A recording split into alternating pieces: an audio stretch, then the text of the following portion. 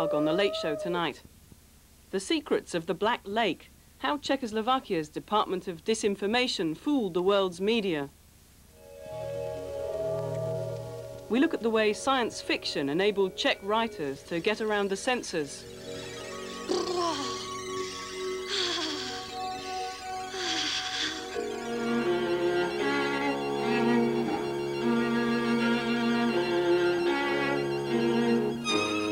And the Talish Quartet play Janacek in the Late Show studio.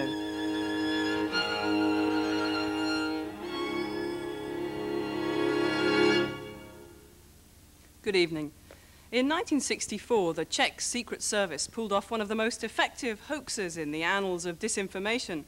They fooled the world's media with an elaborate scheme of planting forged Nazi documents at the bottom of the Black Lake and the Devil's Lake on the borders of Czechoslovakia and West Germany. And they hoaxed the world so effectively that a Czech television documentary at the time won international awards. The real story only emerged after one of the Secret Service officers involved emigrated to the United States and explained how the press were fooled in order to hoodwink the West's intelligence services. The Late Show interviewed both the hoaxer and the hoaxed to reveal the real secrets of the legendary Operation Neptune.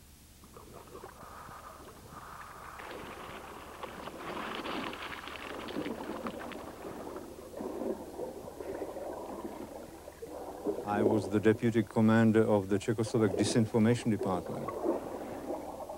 At the time, we were looking for an operation that could be a calling card of the new department. I have to say that nobody in the Czechoslovak television knew about the real purpose of this operation. Not only that, nobody in the Czechoslovak government knew anything about it.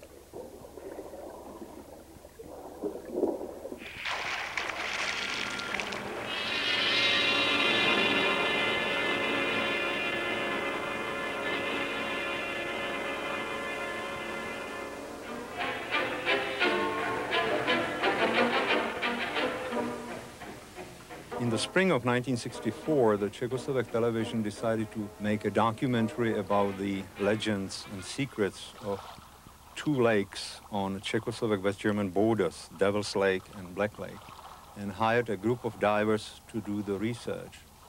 I was one of them.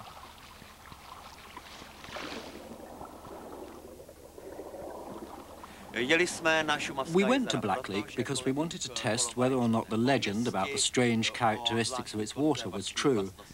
It was said that the water had some special properties, such as perfectly preserving the bodies of people who drowned there.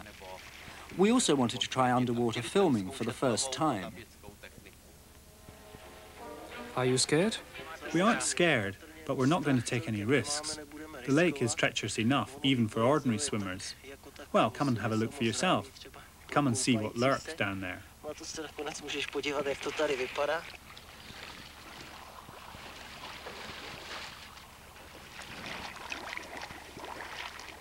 was my hobby, and only after coming back from this first visit to the lakes, when I talked to my colleagues at the office, we came to the conclusion that it was a unique opportunity to use this for disinformation purposes against West Germany.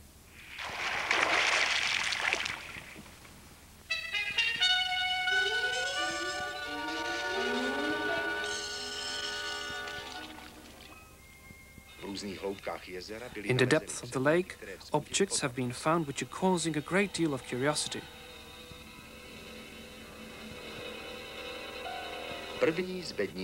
This is the first of the boxes which has caused a sensation. At this time, our divers were only vaguely aware of the danger. When the divers took out the boxes, we were immediately suspicious. We thought it was too big a chance to have found them after only 2 or 3 days diving. Our suspicions deepened when we chatted in the local pubs to some of the border guards. They told us about peculiar military activities taking place around the lakes before we'd arrived.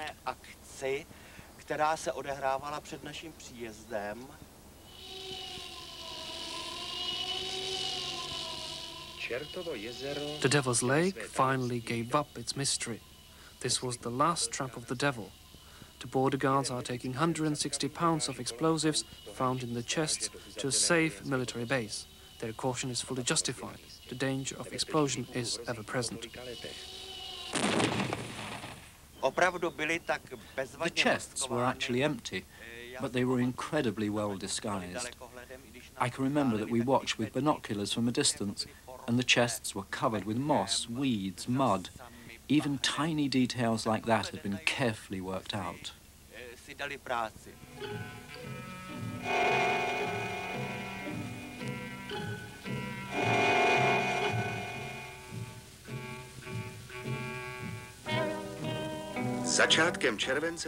At the beginning of July this year, 4 military-looking chests were found in the Black Lake.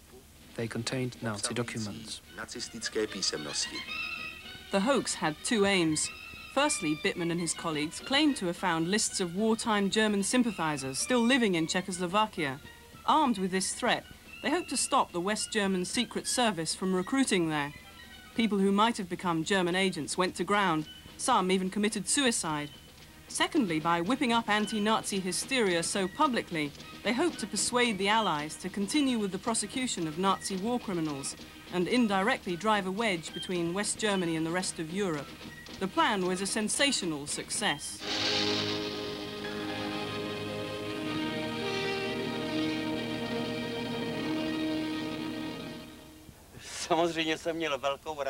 I was extremely pleased because many of my journalist colleagues came from all around Czechoslovakia and said, Branislav has had another lucky strike. Yet again, he's run straight into a sensational scoop. They were quite simply envious. And of course, I was as pleased as Punch. It became kind of a joke inside the intelligence service that we contributed to the journalistic success of the Czechoslovak television. But obviously, at that time, the disinformation department succeeded in creating a first-class sensation to manipulate not only the public in West Germany, in Western Europe and around the world, but also to manipulate successfully Czechoslovak journalists as well as foreign journalists. We had a visit at the lakes from Major Stayskull, who was a commander of the Office of Disinformation, although we didn't know that at the time. He was such a master of mystification that he really persuaded us that our suspicions were wrong. He said, why, if we had these documents, wouldn't we just publish them normally? Why go to all that bother, putting the documents into boxes and planting them at the bottom of a lake? He was really a master of the lie, and he changed our minds. Our investigation has come full circle. We end up where we started, with 4 boxes from the Black Lake. Apart from the painstaking detail taken by Bittman, the overall success of the operation depended on deceiving the world press.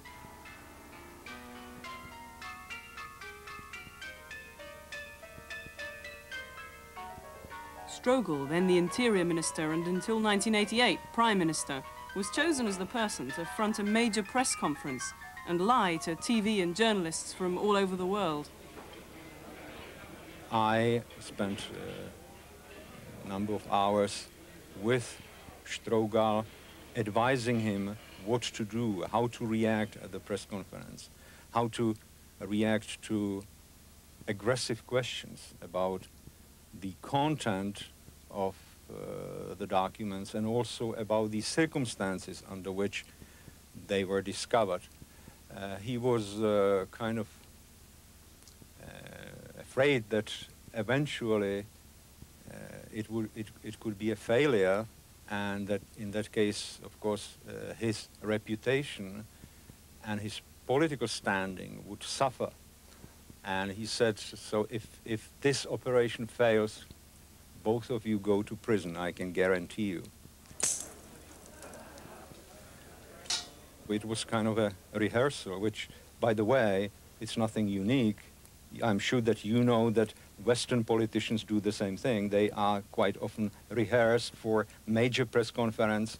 That is something that happens in London and Washington or in any other capital of the world.